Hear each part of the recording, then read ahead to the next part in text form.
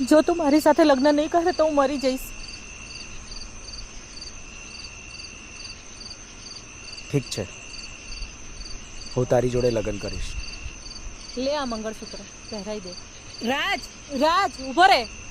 આપણા બંને વચ્ચે હળગાવા વાળી આ જ છે.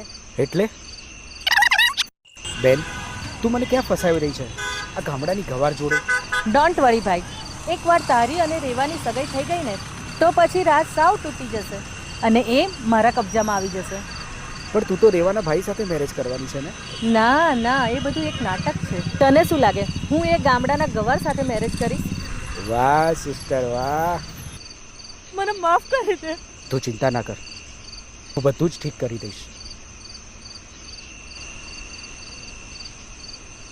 રાજ, રેવા રેવા રેવા તો સંબંધ તોડી